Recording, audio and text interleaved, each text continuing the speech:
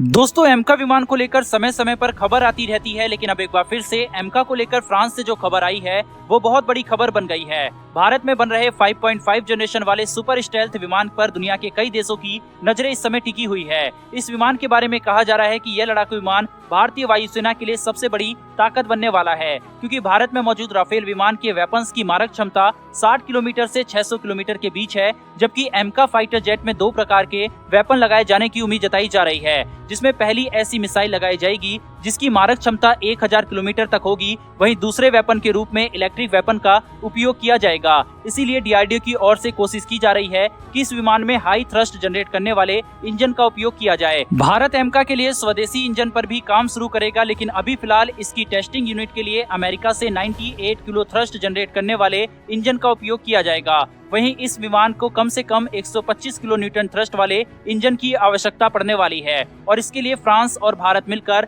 काम करने वाले हैं। आपको बता दें, रूस और यूक्रेन युद्ध के चलते अभी फ्रांस और भारत के बीच इंजन के निर्माण पर फाइनल डील नहीं हो पाई, लेकिन 2023 के शुरुआती महीने तक ये डील पूरी तरीके से फाइनल हो जाएगी। भारत की डीआरडीओ और फ्रांस की सैफ्रॉन कंपनी मिलकर एमका के इंजन का निर्माण करेंगे। एमका विमान की सबसे बड़ी खूबी के बारे में आपको बताएं तो इसमें ऐसी टेक्नोलॉजी का उपयोग किया गया है जिसके चलते यह सुपर स्टेल्थ विमान तो होगा ही, साथ ही यह दूर से ही किसी मिसाइल को ट्रैक करने की क्षमताओं से लैस भी होगा। जब भी कोई दुश्मन देश की ओर से मिसाइल इस विमान पर दागी जाएगी तो इसमें लगी टेक्नोलॉजी काफी दूर से ही मिसाइल को पता लगा लेगी। वहीं पर इसमें लगे सेंसर जो दुश्मनों की मिसाइलों की स्पीड और उनकी दिशा सब कुछ कैलकुलेट करके पायलट को पहुंचाते रहेंगे, जिसकी वजह से पायलट को अपने आप को सुरक्षित रखने में काफी मदद मिलने वाली है। वहीं एमका विमान के सबसे अगले भाग में EOTS का उपयोग किया गया है, जिसकी रेंज लगभग 800 से 1000 किलोमीटर के बीच होने वाली है, जबकि भारत में जिस लड़ाकू विमान राफेल को सबसे ज्यादा ताकतवर माना जाता है उसकी EOTS की रेंज मात्र 250 किलोमीटर है।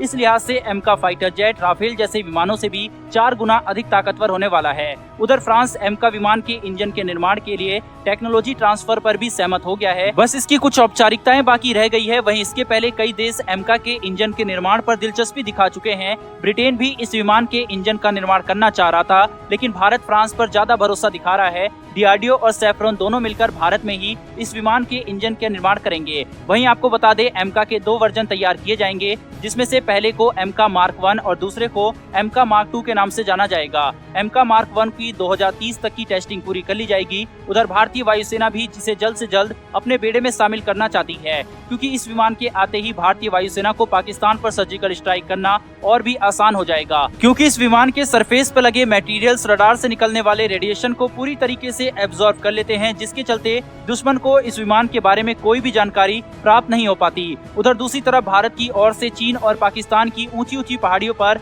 अपने डर को कायम करने के लिए सेना के जखीरे में लाइट कॉम्बैट हेलीकॉप्टर को भी शामिल किया जा रहा है। ये ऐसा लड़ाकू हेलीकॉप्टर होगा जो हाई एल्टीट्यूड वाले इलाकों में आसानी से टेक ऑफ और लैंडिंग कर सकेगा। वही भारत में अमेरिका के द्वारा निर्मित अपाचे हेलीकॉप्टर मौजूद है, लेकिन भारतीय सेना को इससे ज्यादा ताकतवर लड़ाकू हेलीकॉप्टर की जरूरत थी। किसी भी मौसम में चाहे 50 डिग्री सेल्सियस की तपतपाती गर्मी हो या हड्डियों को कपा देने वाला -50 डिग्री सेल्सियस का तापमान हो, हर जगह फाइटर हेलीकॉप्टर तैनात हो सकेगा। इसमें 1-2 नहीं बल्कि 48 छोटी मिसाइलों को सेट किया जा सकता है। ये दुनिया का पहला लड़ाकू हेलीकॉप्टर है जो 16,000 फीट की ऊंचाई पर जाकर दुश्मन के बंकरों को तबाह कर सकता है। ये फाइटर हेलीकॉप्टर कम ऊंचाई से लेकर अधिकतम ऊंचाई तक कारगर साबित होने वाला है। इस फाइटर हेलीकॉप्टर का निर्माण हिंदुस्तान एरोनॉटिकल लिमिटेड ने किया है।